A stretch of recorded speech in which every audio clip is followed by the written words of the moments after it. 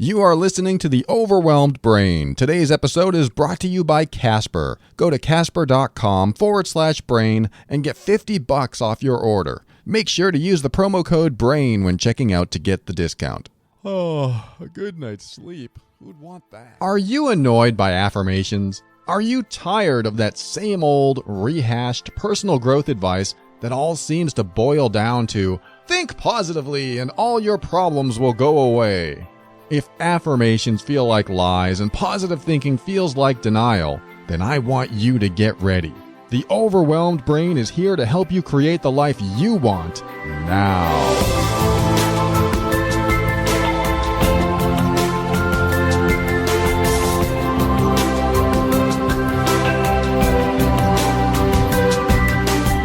Hello, this is Paul Coliani, personal empowerment coach and host of The Overwhelmed Brain. This is the personal growth show for the critical thinker. On every episode, we'll talk about practical, down-to-earth steps to help you improve your mood and keep you sane in this powerful journey we call life.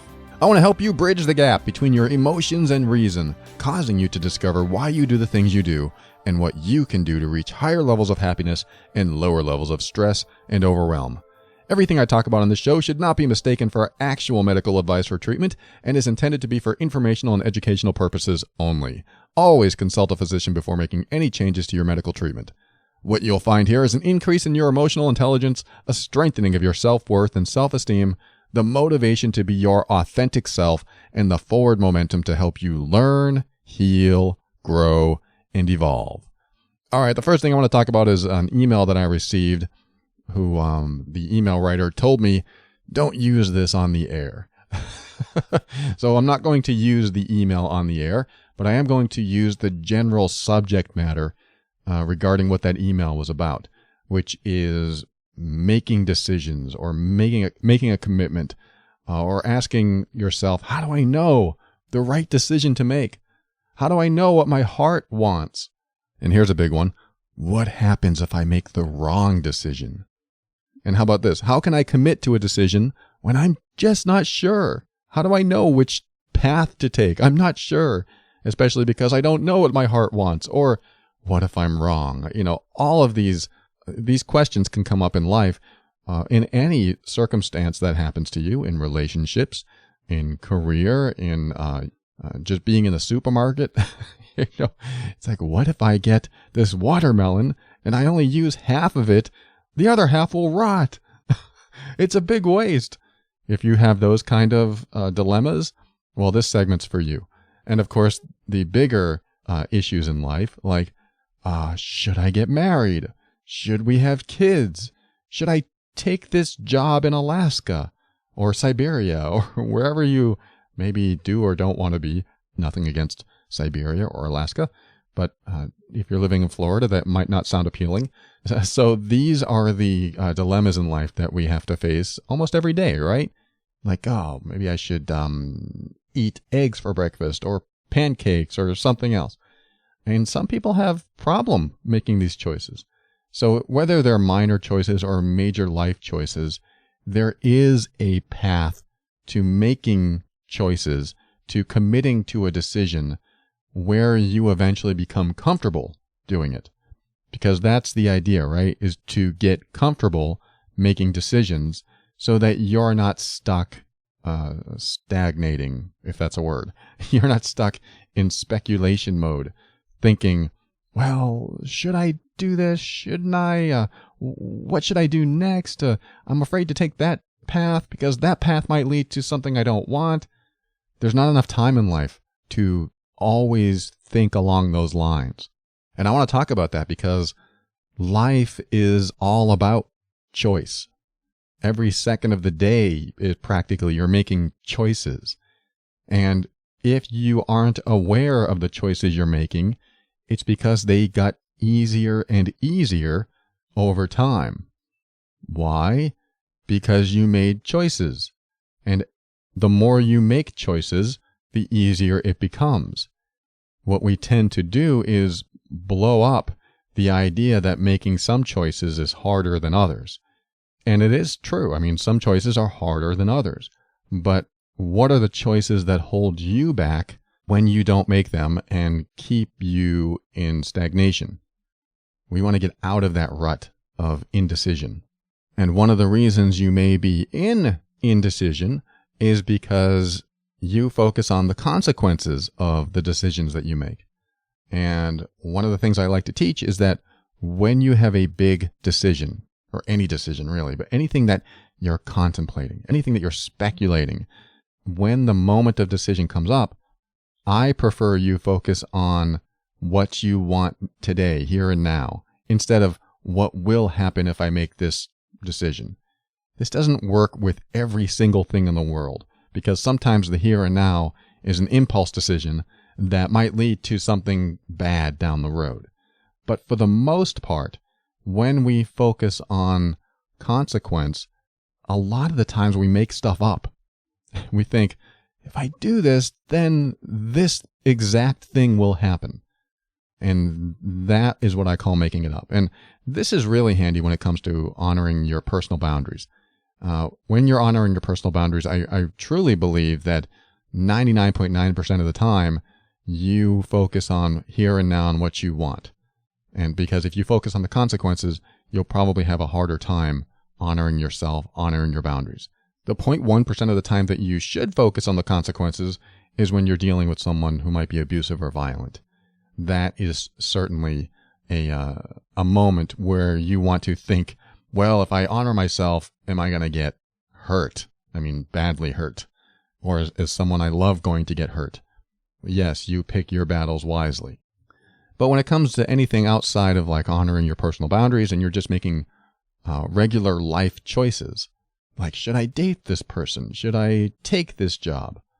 That's when I want you to focus on what I want here and now, which is something we need to talk about because maybe you don't know what you want here and now.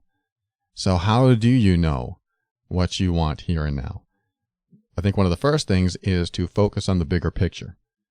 Think about the ideals of what a good life is to you. Like, what are the ideals of a relationship? What would be ideal in a relationship? I mean, don't look at your current partner. If you're with someone, don't look at them. Think about the ideal relationship with anyone. If you started off with a blank slate and you go, this is what I want in a relationship, and you started writing things down, then you go, I want honesty. I want someone who finds me attractive. I want someone who doesn't smoke or does smoke, or I want this, I want this, I want this. That would be an ideal relationship. And then you'll have all of the components that make up the right decision for you. Now, what you do with that is up to you. For example, you might have an opportunity to, say, date someone or get with someone that doesn't meet all your ideals. Let's just say that we wrote all those down and you don't want a smoker and they smoke.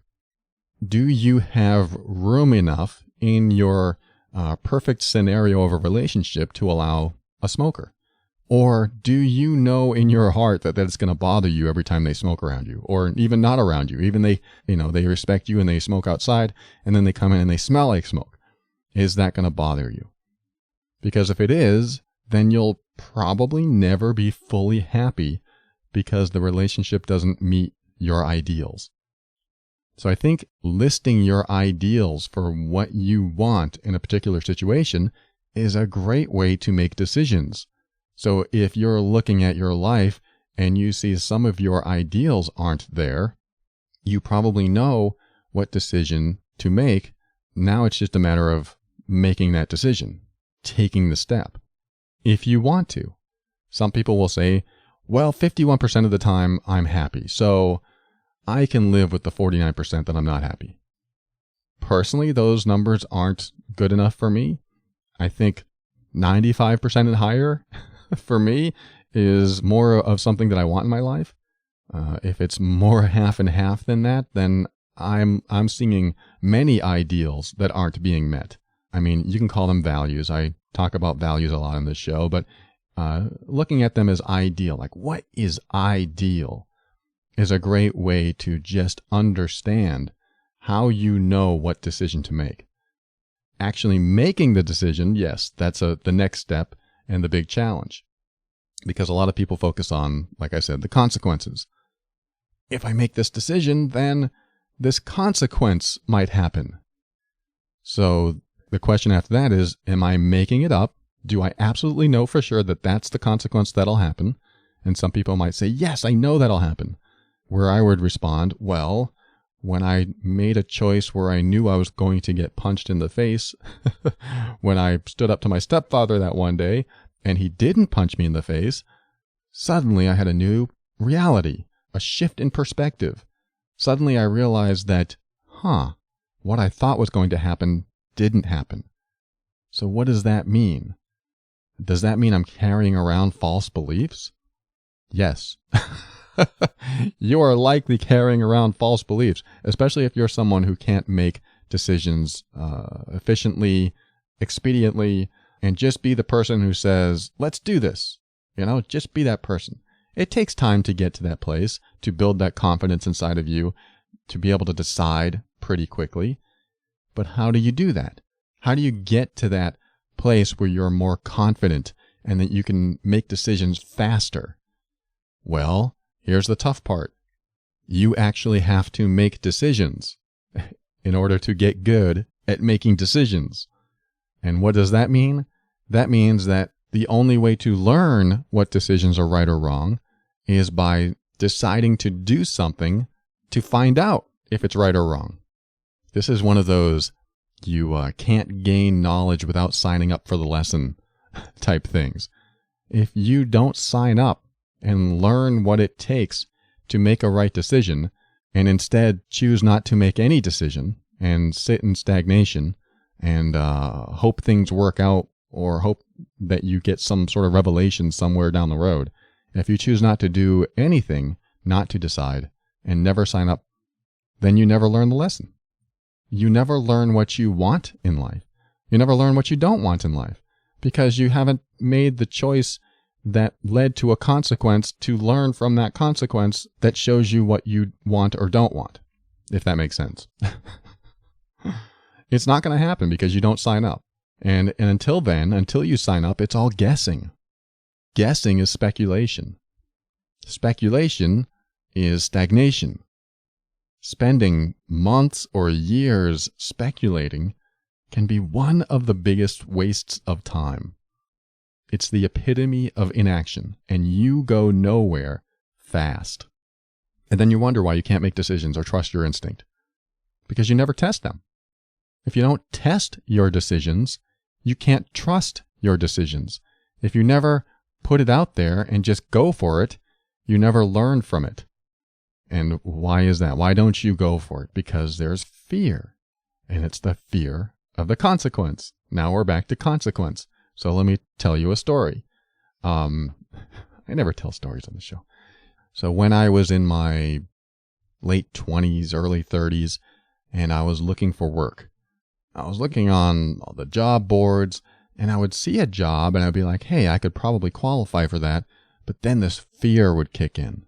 And I felt this fear of, if I sign up for this job, then I have to commit. Then I'm stuck. That's what my consequences were. I always felt like I was going to be stuck with something if I made a choice that wasn't, quote, right. And I didn't like that feeling of being stuck. I didn't like the idea that I'm going to commit to something and now I'll be there for an indefinite period of time. And so I didn't make the decision. I chose not to apply for many jobs. And because of that, it took me a long time to get work. Because I would have this feeling, if I sign up for this job and I actually get it, oh no, now I have to go to it. So I would attach a foreverness, a permanency to my decisions, which prevented me from making decisions, which prevented me from taking action. And it took a long time for me to realize that, wait, how many things in life are actually permanent? Even if I applied for a job and worked there for 3 months, well, they could fire me. They could just say, we don't want you here anymore. But then I look at my past and I go, wait, I don't get fired. I mean, I usually show up. I'm very loyal and very dedicated, and I will be there until I get burnt out. And then I was like, oh, wait, there's another belief that I'm carrying around, that I have to stay somewhere until I'm burnt out. Well, where does that come from? Why do I have to stay until I get burnt out? well, I don't want to cause trouble. If I quit before I get burnt out, I might cause them inconvenience. And so I'm going through this scenario in my mind of not wanting to work because I don't want to later on put them under any inconvenience, because before I get to a burnout point, I won't be able to quit because I don't want to make waves. And I'm thinking, wow, that's a ridiculous set of rules that I put on myself, that I can't speak up. Like, what if I worked there for a month and I didn't like it? Why couldn't I just go up and quit? And that made sense to me. And I finally go, wait, I'm carrying around this sense of permanency, that I have to stay somewhere forever until I get burnt out, and then I can leave, when that's not true. I mean, even if you get into a relationship and you find out a month in that the other person's not compatible, or maybe they're even a little abusive, or maybe they're just way too clingy for you, there's something about them that really rubs you the wrong way. Where do you go with that? Do you say, oh, now that I've made the decision to be here, be with them, I can't get out of it? Because if that's where you go, then you are committing to that stagnation. You're committing to a rut. Instead of choosing another path, you chose to be with the person. You can also choose to be without the person. I know it's not easy. I've simplified that process. And there are feelings, there are emotions involved. But you have to look inward and go, okay, when I make decisions, I have to reanalyze those decisions sometimes. I have to reassess what I've done in my life, because now it's not working. Because you make decisions in the moment, hoping they'll work, and when they don't, you make another decision. I know that's the hard part sometimes, right? Now I have to make another decision. Now, if I leave, I'm going to hurt this person, or it's going to hurt me because I've committed so much. I've moved 1,000 miles to be with them, and now it's not working. So I think the idea behind that is to stop committing to what isn't working, which is why it's important to take a step out of it, look at a bigger picture, look at what your ideal situation, what your ideal environment, what the ideal people in your life look like, and then make decisions based on those ideals. If you're making decisions based on old beliefs that aren't working for you anymore, like the one I carried around for so long, believing that if I started a job, I would have to stay there until I got burnt out, then you're going to be in indecision, and you're not going to find too much of your life progressing along too swiftly. It's going to be very prevalent that something is off in your life and that you're not getting anywhere. And you'll have those feelings of, I don't want to commit to a decision. What happens if I make the wrong decision? The idea is to sign up, learn the lesson, make the decision, because you're going to be wrong. You're going to hurt feelings. It's going to happen. There's no way around it. You can either choose to stay stagnant and unhappy, or make a decision, try it out, see if it works, and when it doesn't, make another decision. It's not easy. This takes leaps of faith. This takes you going, I'll never learn unless I do it. Remember, you can't gain knowledge without signing up for the lesson. You have to learn what works and what doesn't. And the more you make decisions, the more you'll learn to trust your decisions, to trust yourself, to trust your instincts. If you never test them, you'll never trust them.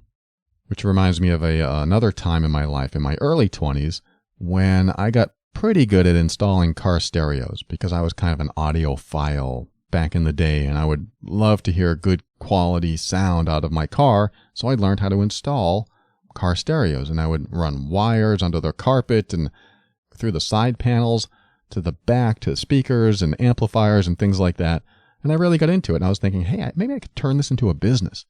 I enjoy doing it. I like testing the equipment, hearing good quality sound. So I told one of my neighbors, I was talking about what I was doing, and he's like, hey, maybe we should go into business. I work with, I forget what he said, maybe marine audio or something like that. Maybe you can install the car stereos and I can install marine audio. And I was like, hey, that sounds interesting. So we talked a little bit back and forth. And as we talked for a few days, I started getting a little uncomfortable because he brought in the idea of like working with dealerships and putting stereos in brand new cars and things like that. And that made me a little uncomfortable. Like, brand new car, what if I destroy the dash? I don't know if I'm that good. But I still went along with it thinking, there's kits out there. I can just install a kit. I'm sure everything will be fine. But my ideal situation was starting to crumble. And I was getting that feeling like, oh, this isn't exactly what I want.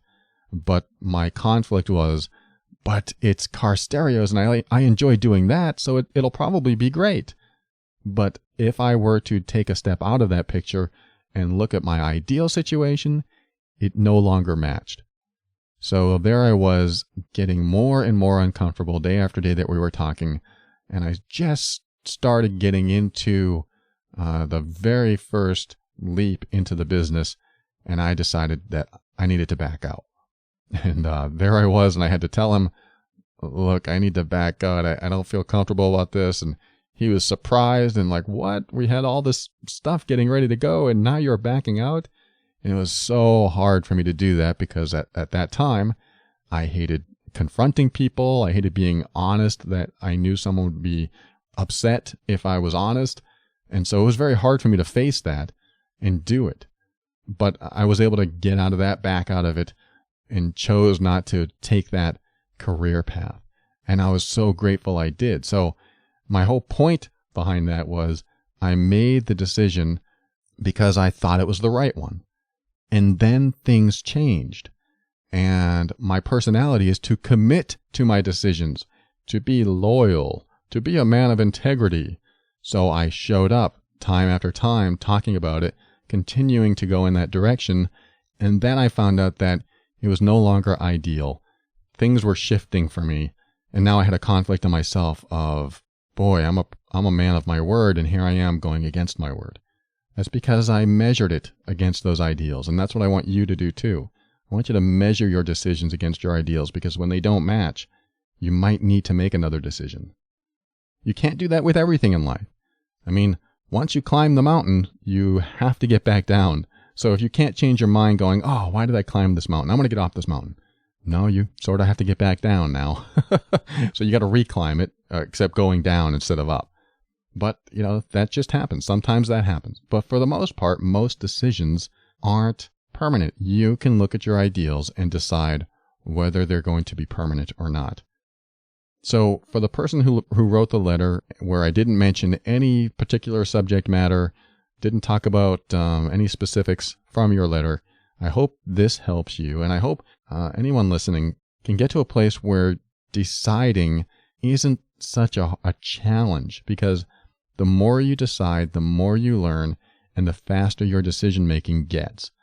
It's pretty easy for me to make decisions now and trust my feelings on things because I've tested it over and over and over again. It's sort of like with personal boundaries. I've tested my personal boundaries over and over and over again until I got to the point where I go, it's easy to honor myself. That's no problem. Put me in a situation, I'll honor myself. No problem.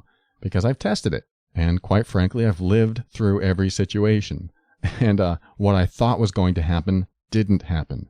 So I carried around these false beliefs of consequence that never took place, which reinforced my confidence and assurity that I could go in a direction that honored me with less and less fear over time.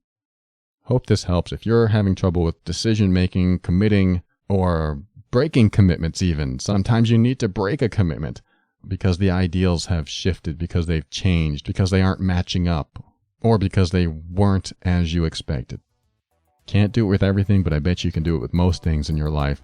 It's just a matter of taking that leap and changing what you need to change for you so you don't waste any more time in things that no longer fulfill you. We'll be right back. Ask Paul coming up next.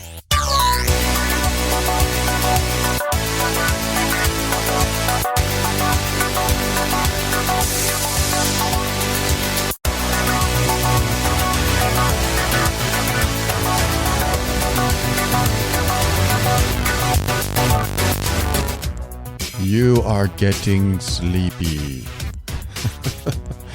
It's funny to think that I used to be a hypnotist. Well, I wasn't one of those kind of hypnotists that swung the watch in front of your face and said things like, "Your eyes are getting heavy."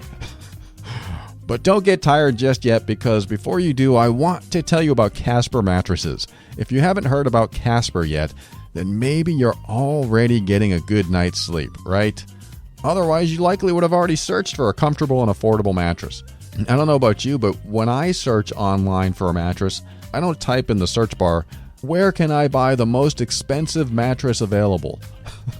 No, instead I type, "A quality mattress at a great price."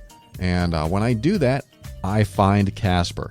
The first thing I noticed when I first found them was that Casper is one of those companies that simply delivers. And by that I mean delivers in every possible way. When you buy a Casper mattress, not only do you get free delivery in the US or Canada, but they'll even pick it up for free if you're not completely satisfied within 100 days. And I thought, wow, when a company offers that kind of risk-free opportunity, I want to know more. And I want you to know more too, because it's something I want you to take advantage of. Free delivery of an obsessively engineered mattress at a price you won't believe. And with 100 days to try it out, along with them even picking it up if you don't like it, there's no drawback. Just draw the covers over you and feel that springy and comfortable memory foam mattress that I'm sure you're going to love. So try them out. Sleep on a Casper mattress for 100 nights, risk-free in your own home by going to casper.com/brain. Just visit that site, select the size mattress you need, and in no time you'll be enjoying a sleep surface that's got just the right sink and just the right bounce. You'll find its breathable design helps keep you cool and regulates your temperature throughout the night too. I love risk-free, so if you've been thinking about buying a new mattress and were worried about the commitment, take that worry out right now by visiting casper.com/brain. Oh, and if the risk-free option wasn't enough to buy one now, use the promo code BRAIN during checkout and get $50 off your purchase. Can you feel that comfort washing over your entire body? You know, I may not use lines like this anymore. You are getting more and more relaxed. But that's okay, because you can experience that on your own on a Casper mattress. Visit casper.com/brain and use the word BRAIN at checkout. Hey, that should be easy to remember.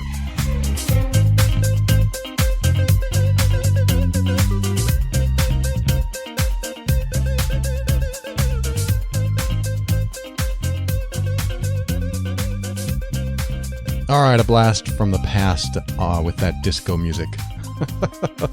This segment is called Ask Paul. This is where I read a listener email on the air and do my best to answer a challenge or help them through a situation that they're going through.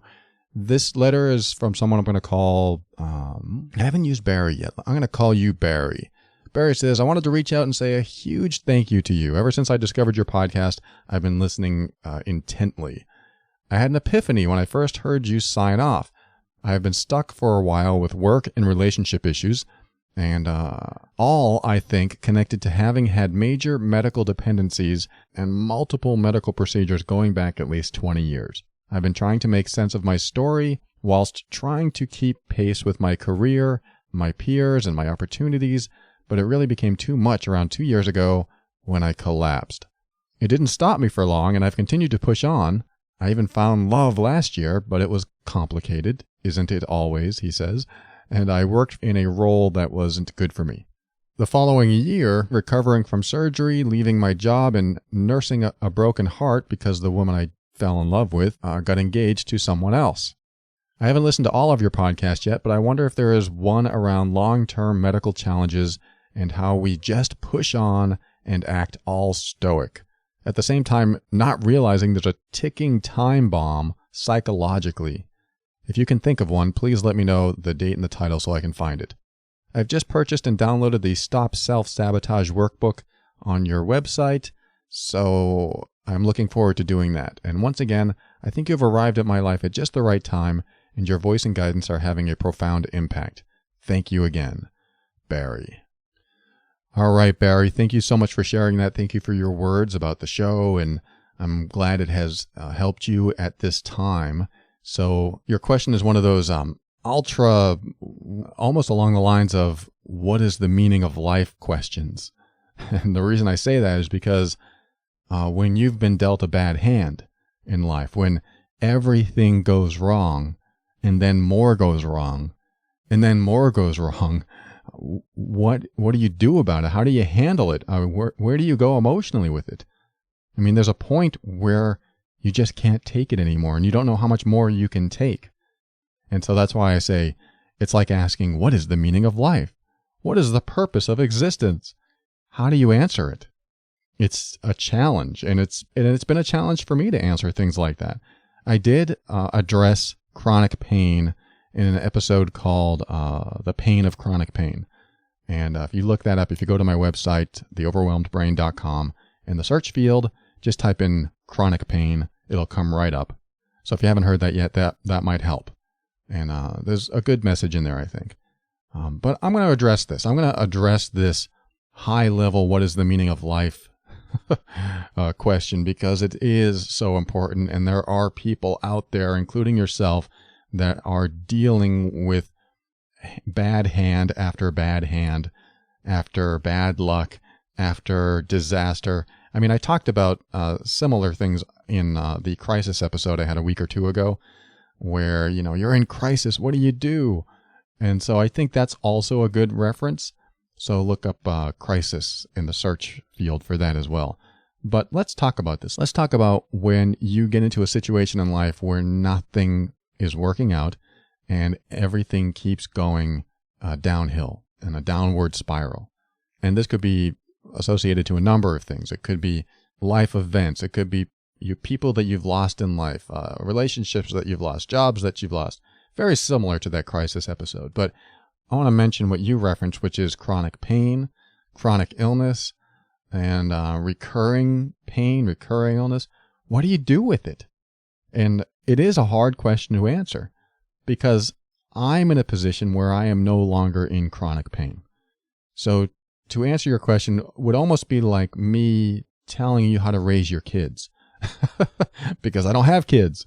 So I don't have too many episodes where I talk about kids. I do have episodes where I talk about kids, but not in the sense of I know what's right for you and I know what you should do, but more along the lines of how best to communicate with them as people and not in the sense of this is how you raise your kids. So when I talk about chronic pain, I did have chronic pain, sciatica, for about 15 years that got worse and worse and worse and worse and worse until I finally had trouble walking up and down stairs without pain. I mean, going on a flight across the country on an airplane, oh my God, that was hard because there was no position that was comfortable. So I would sit there in pain. And, I used to inline skate a lot and I found that was causing me more and more pain. So it just got worse and worse. And then I think the day it got the worst was when I moved to California and I lifted boxes the appropriate way. But after that move, I was like bedridden for like a day and a half. And I just couldn't, I just couldn't move without pain. And I realized something shifted inside of me. Something got worse. So let me fast forward. I eventually got surgery and had a metal rod put in my back. And now I am 98% better. I rarely feel sciatic pain. And when I do, it's minor. And I am so grateful. I just feel that pain and go, oh, there. I don't say there's that pain again. I go, there's that minor pain that used to be major, that used to be awful. And I just put myself in this place of gratefulness.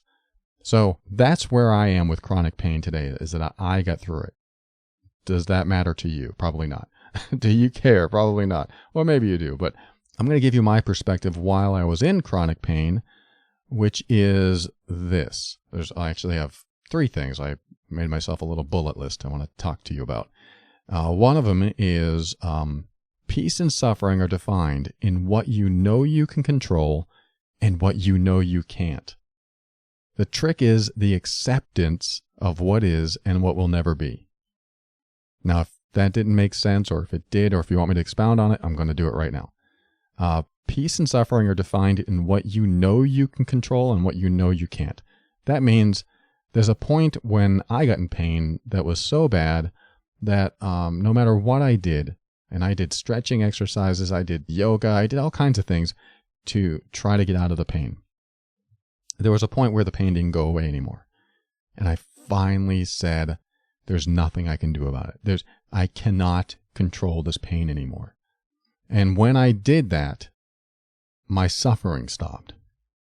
My pain continued, but my suffering stopped because I was always trying to control. I was always trying to resist the pain I was in, which meant I was always trying to control the pain so it wouldn't happen. So I felt more peace not having to try and control it anymore. It felt better, but, not physically, but mentally. I felt mentally better. Yes, I'm still in pain. Yes, I still feel it. Yes, I have trouble walking up and down stairs or even sitting.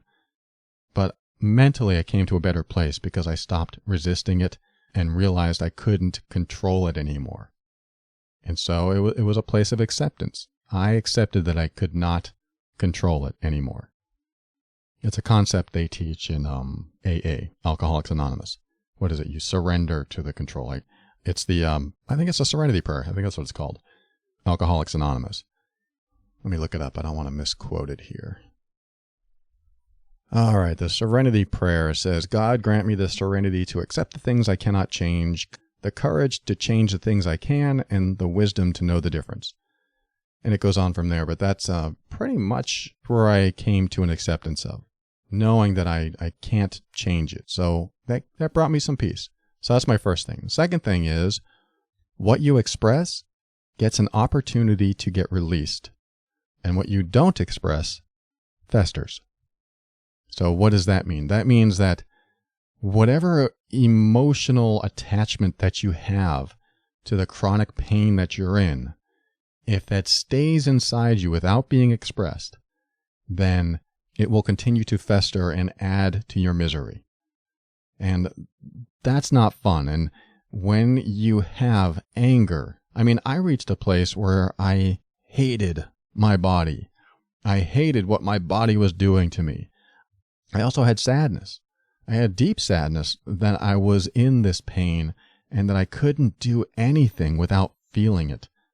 I remember starting a project in the garage, and for the first few nights, I was in such pain that I don't even think I could finish the project, and I would go to bed and I would just be sad.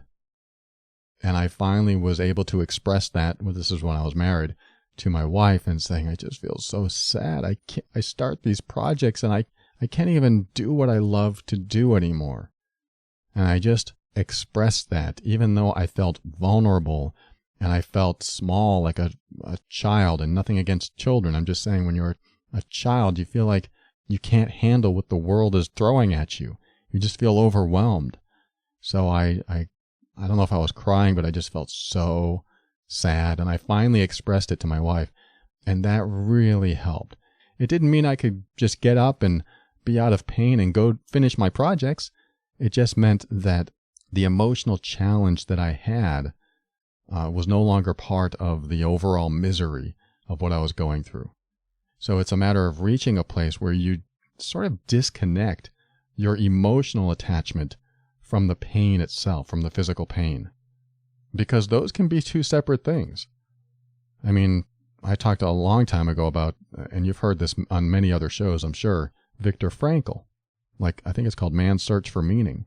When he was held captive in Nazi Germany and tortured by soldiers, he had to separate somehow, I don't know how he did it, but he reached that place, his emotional attachment to the physical pain, and even developed compassion for the people who were torturing him. So I know it's possible. And he wrote a book about it, Man's Search for Meaning, which goes over the whole thing and really helps you come to terms that you can separate the emotional suffering from the physical suffering. I believe that suffering stops when the emotional connection to it is severed. Because you can still feel the pain, but you don't have to suffer. Suffer is the emotional aspect of it. So there's number 2. Number 3 is, and this is a little strange, surrender to the ridiculousness of it all so that you can stop trying to fight the unfightable. It doesn't mean you stop trying to heal yourself. It doesn't mean you stop trying to find the right medical care or even emotional care, therapeutic care, whatever you need. You just stop fighting it. I stopped fighting my sciatica, meaning I stopped resisting it. It was just so prevalent, it was ridiculous. It just wouldn't go away. I just looked up into the sky and I go, why? Why? Why is this still here? Why me? You ask those questions when you're in chronic pain. Why am I going through this? I'm angry. I'm sad. I might be a little afraid that it's never going to go away. So what I did was just realize how ridiculous it was. What am I doing here on this earth, existing in pain? It's so ridiculous. And I surrendered to the ridiculousness. I stopped fighting. I just gave in. But I never stopped trying to resolve it. And I think that's vital, is that on your quest for resolution, to feel better, to heal, you take the drama out of it. You take the emotional suffering out of it. You just realize it's so damn ridiculous that, you know what, there's nothing I can do. It's ridiculous. I'm just going to surrender to the ridiculousness. It's just ridiculous. And for some reason, at least when I try it on, that feels okay with me. This is ridiculous. How many more years of this am I going to have to go through? I hate it. It sucks. I surrender. Fine. It's ridiculous. Whatever. I just feel like it's pointless to resist it. So it's kind of along the same lines of knowing what you can control and knowing what you can't. But I go the extra mile and say, this is absolutely ridiculous. And that makes me feel better. So it might help make you feel better too. So that's what I have to say, Barry. Listen to the chronic pain episodes. See if that helps you. And certainly this is one of those very, very challenging questions that somebody from the outside is never, and this is another thing, I guess, no one's going to understand what you're going through except you. And that's what kind of adds to the ridiculousness, is that you are suffering in a way that no one else is experiencing. Yes, there might be people with the same condition and might be suffering worse than you are, but no one will understand your suffering the way you suffer except you. And it feels very alone, which is also ridiculous. This is ridiculous. But you have to come to a place where the emotional suffering stops long enough so that you can do the physical things that you need to do for yourself to stay alive, to stay as healthy as you can, to keep trying to find a resolution and healing for yourself, and to do whatever you can to get to a better place. But what happens is that emotional stuff builds up, and we don't want it to build up. We want to express that, and that might mean you find someone safe to do that with. You find a support group. I highly recommend support groups. I have people write to me and say, I feel so alone in everything that I'm doing, and I'm like, find a support group. Do it now. Because if you can't afford therapy, then at least you can talk to other people that are in a similar situation as you. And that can be very helpful. And of course, there's a 1,000 resources online that can help. You just want to look for the ones that really resonate with you. So I hope this helps, Barry. Thank you so much for writing, and I do wish you the best through this. Send me an update sometime. We'll be right back with another Ask Paul letter.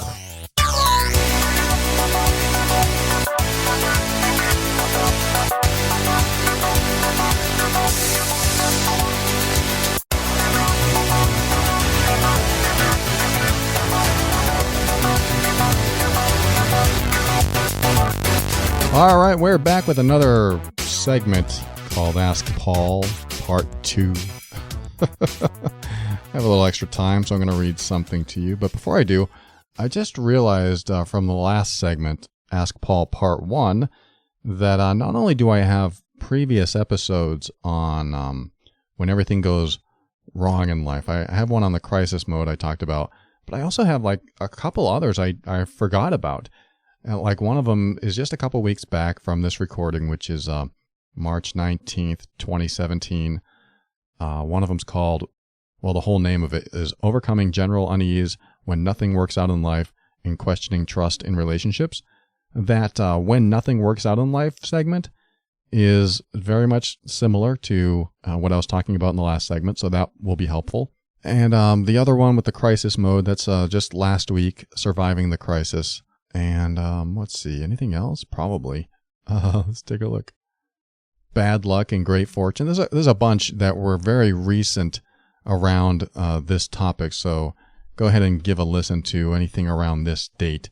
If you go to theoverwhelmedbrain.com and click on the home button, you'll see an episode list, and that takes you to the main episode page, which shows you the last 160 or so episodes.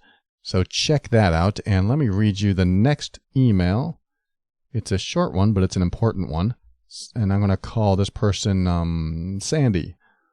Sandy says, I love your show. So far you've taken on a lot of my own struggles, and I haven't finished yet about your segment on receiving, so maybe sending this is premature. I agree with what you said so far, but here's my question. What if a parent's giving was a form of abuse?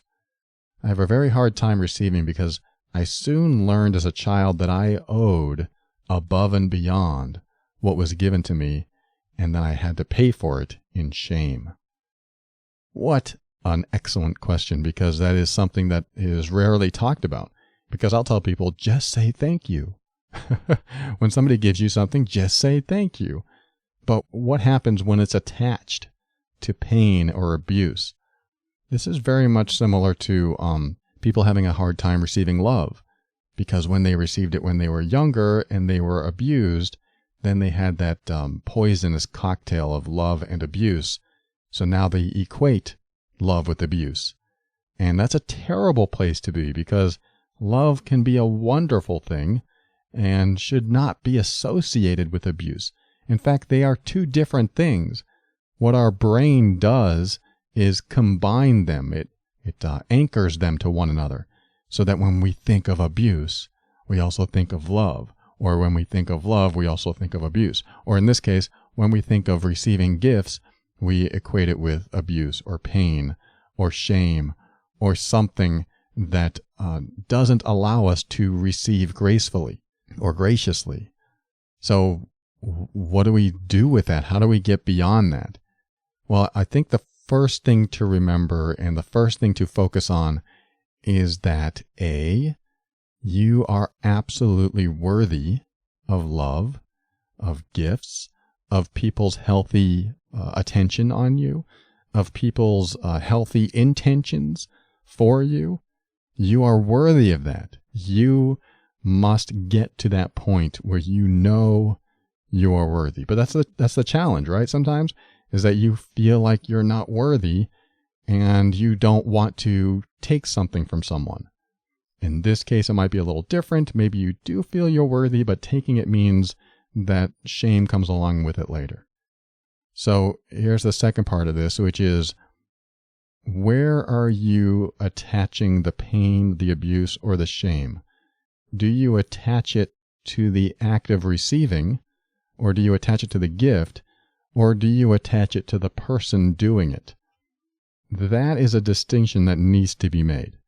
Because if your mom gave you stuff, or your dad, or whoever, and attached to it much debt, emotional pain, whatever they did to make whatever they were giving you part of an emotional abuse cycle, then go into your brain and rewire the attachment of that to the person, not the act.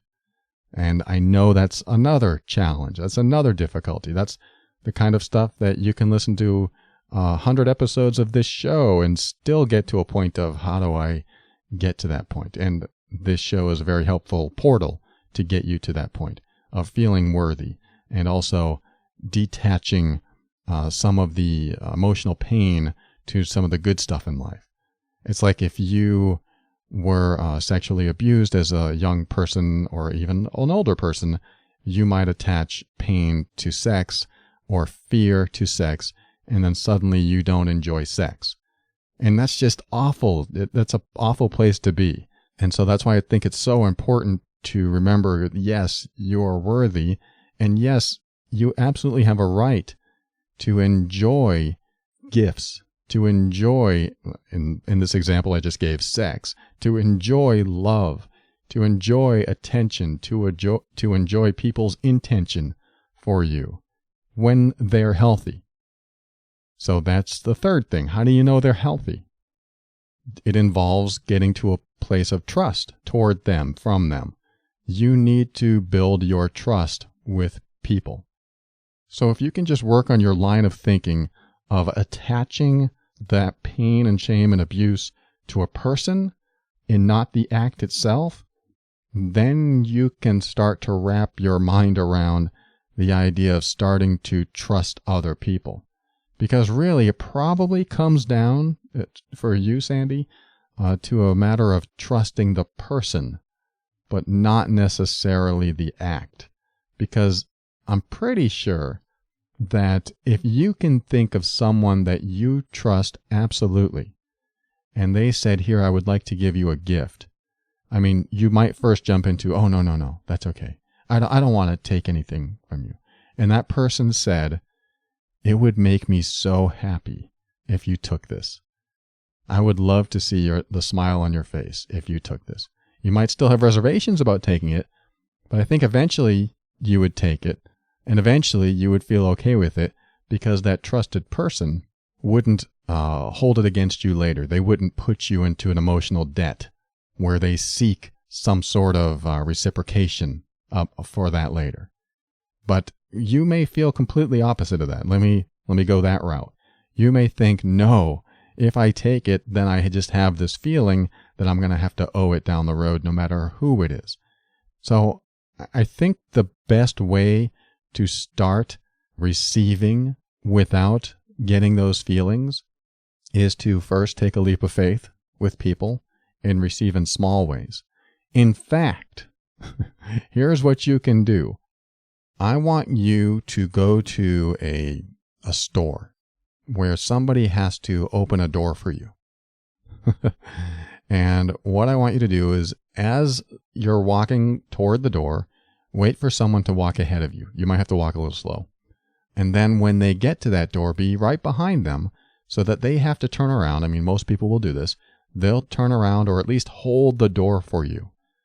And then I want you to go through that open door. I mean, you might have to put your hand out and grab the door, but as you're going through it, and then I want you to feel grateful that someone opened the door for you and just say, thanks a lot. And I want you to feel that inside. Just think to yourself, wow, they didn't have to do that, but they did it. And then say, thank you so much. And mean it. You might even say it like that. Thank you so much.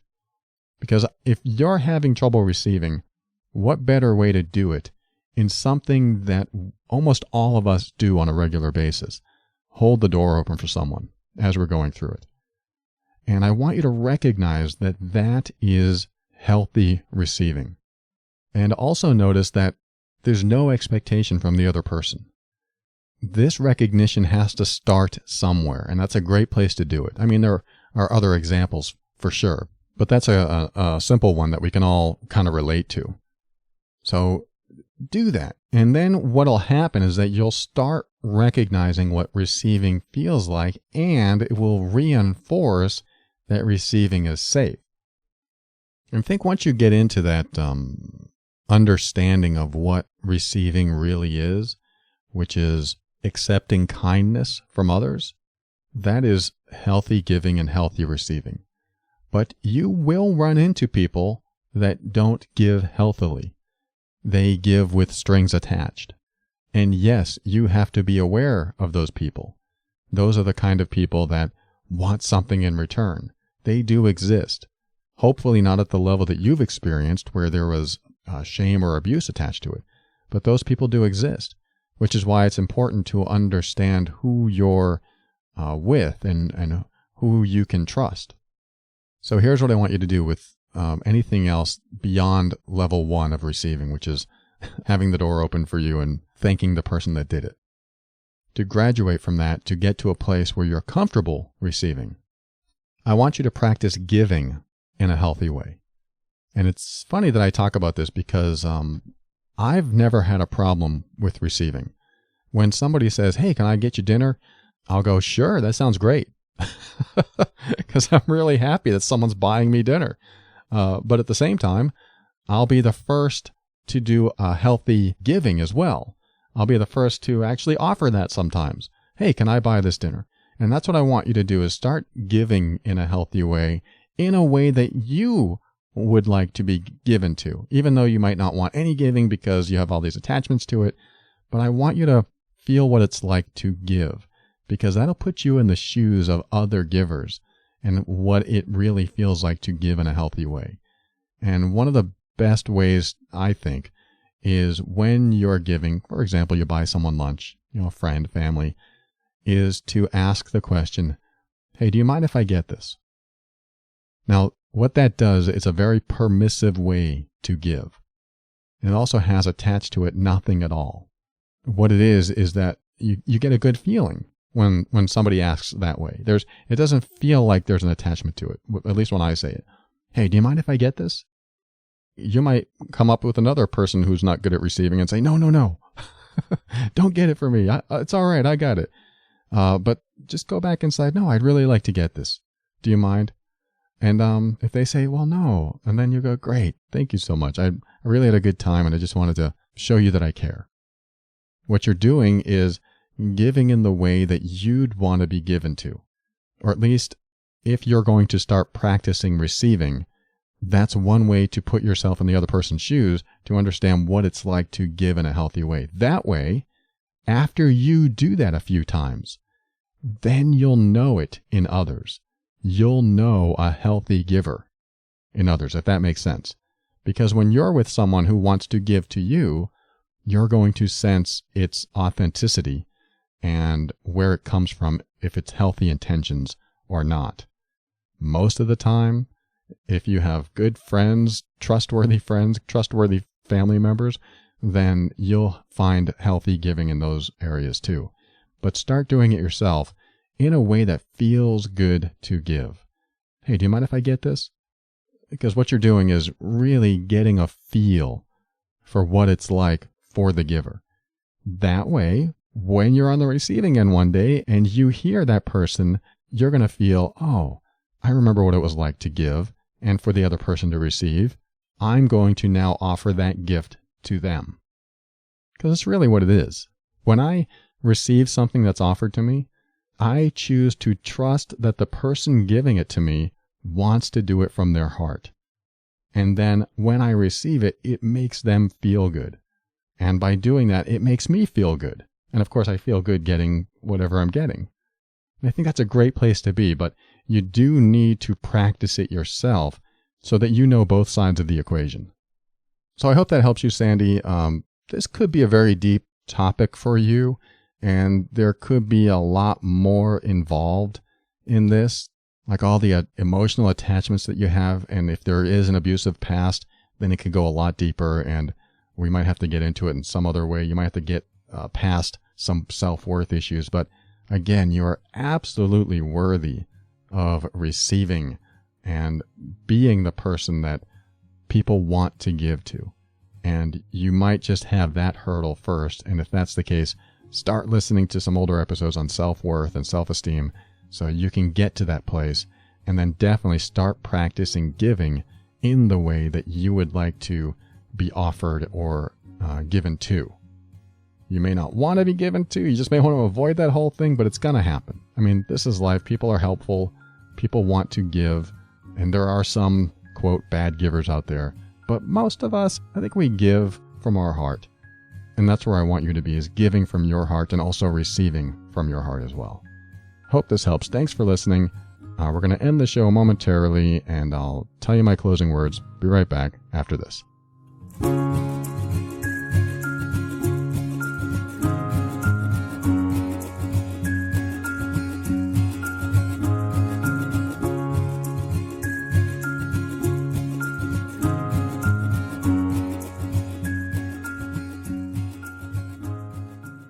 Thank you for listening to another episode of The Overwhelmed Brain. I want to thank January for her review in Amazon of the Overwhelmed Brain book. She left a wonderful, insightful review, and I am very appreciative. Thank you, January.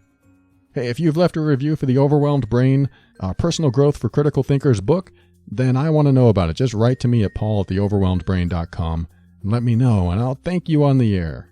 And I want to thank today's sponsor, Casper. Go to casper.com/brain and use the promo code BRAIN to get $50 off a super duper mattress. I want you to be comfortable. In fact, you can learn, heal, grow, evolve, and go to sleep on a wonderful mattress. How about that?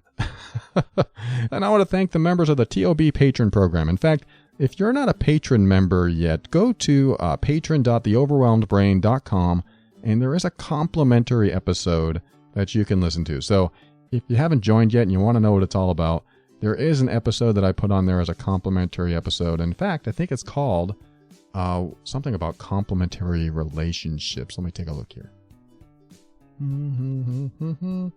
It's called When Does a Complementary Relationship Turn Dysfunctional? There's a bunch of emails that I read on the air over there as well. So if you think you're not getting enough TOB, get over to patron.theoverwhelmedbrain.com, join the membership site, and you'll have access to that, and you'll be supporting the show as well. And whether you're a patron or not, I want to thank you if you've purchased a book or a worksheet or used the Amazon link on the website. The Amazon link is the easiest way to give back. So if you've been listening to the show for a day or a year, then use that Amazon link every time you shop, and that's a good way to support the show. Your shopping habits are making a difference. So if you're using it, thank you. And finally, thank you to Kevin MacLeod of Incompetech.com for some of the music transitions in The Overwhelmed Brain.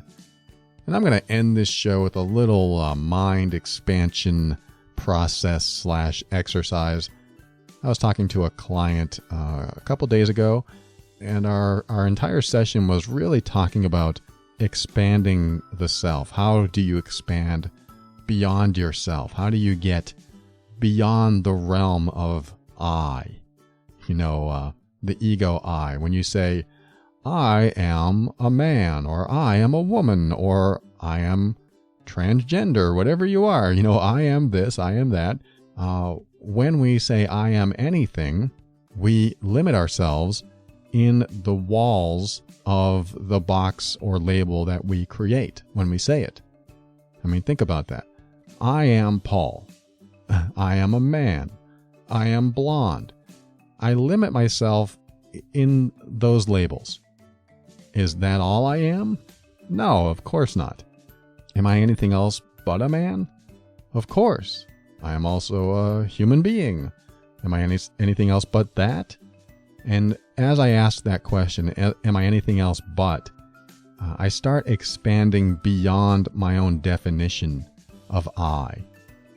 I don't know if this interests you or not, but I loved the conversation I had, and it really made me think for the past couple days about who we actually are and who we actually relate to when we're communicating with other people. Because imagine this. Imagine if you looked over at your spouse or your partner or a family member that you were angry at, and you said, and this is exactly what my client and I were talking about, you said, my partner, he is angry, or she is angry. Suddenly, you've labeled a person as an emotional state. It's like you've limited them to a label instead of the full breadth of who they are. You've limited them to an emotional state. It's like they're not even human anymore. They're just angry. It's like you're looking at them and they're just a cloud of anger, and that's all you see. And of course, your response to someone who is just an emotional state is going to be different if you're not responding to another person, a human being, or something deeper and spiritual like a soul. And because you have labeled they are angry, or they are sad, or they are afraid, then you only see them as that when you say it. I mean, you may not, but that's basically the idea behind it. is that you're not seeing the expansiveness of all that they are and just limiting them to the state they're in. They're feeling. They may feel anger. They may have anger. They may carry around anger.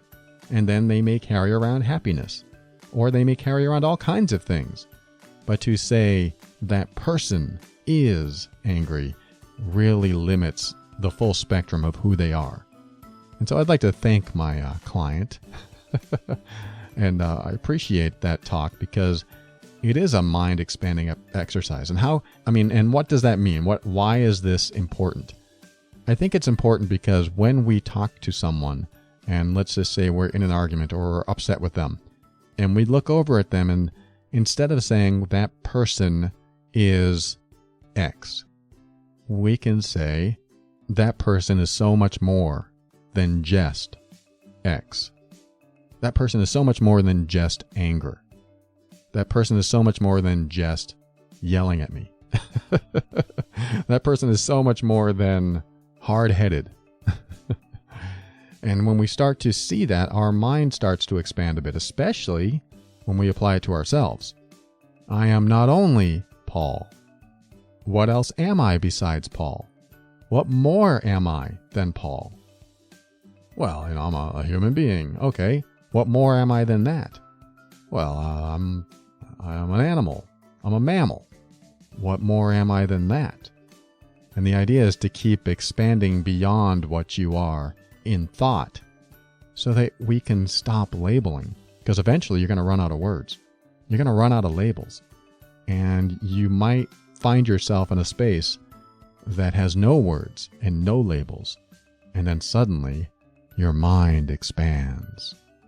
And that's a great place to be, especially when you're enmeshed in the emotions of a particular conversation that you're having with someone, a heated debate. Imagine that. Imagine expanding outside those emotions because you realize that you are more than your emotions. You are more than your labels.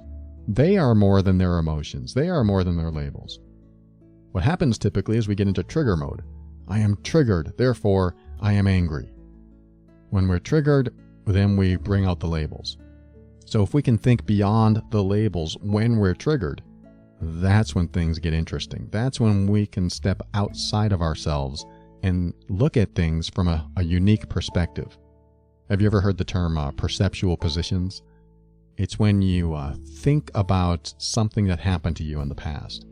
And when you think about it, you're either looking through your own eyes, as if you're in your own body looking out into the world or at people, or you're outside your body looking at yourself, like you're in the picture, looking at the environment, looking at the other people, but you see yourself in there, as if you're watching a movie of yourself play out. So that's one position. You can change your perception, your perceptual position, and put yourself inside the other people looking at you. Now there's a different position of the way you see things. And how about you're not in anyone's body and you're looking down from the ceiling? Or you're looking at the situation from 500 feet away. There's all these different perceptual positions that help you see things in a different way. And also when you do that, it takes you out of your own emotions and you get to experience sometimes the emotions of other people, or you get to experience a scene without emotions. You get to see other people experiencing emotions, but because you're not in the scene, then you're just watching other people experience emotions. And when you do it, you typically become curious and fascinated and wanting to know more. And almost always you'll learn something new, especially when you jump into the other person. So that's a fun thing you can do with any memories that you have, especially if the memories aren't pleasant. Like, I'm so mad at you. You are a bad person. And then you jump into the eyes of that bad person, and then you're suddenly thinking, what would this bad person think? What are they thinking now? What are they doing to me now? And you got to be careful. You don't want to do this with severe abuse and very, very bad situations, but try it with something minor and then move into other memories and see what happens. It really shifts your perspective, and I think it's an educational thing to do, so give it a shot. And let me help you reach that place of a new perceptual position by giving you the very first step, which is opening your mind. And after you do that, you're going to step into your power and be firm in your decisions and actions so that you can create the life you want. Always take steps to grow and evolve. You are powerful beyond measure. And above all, and this is something I absolutely know to be true about you, you are amazing.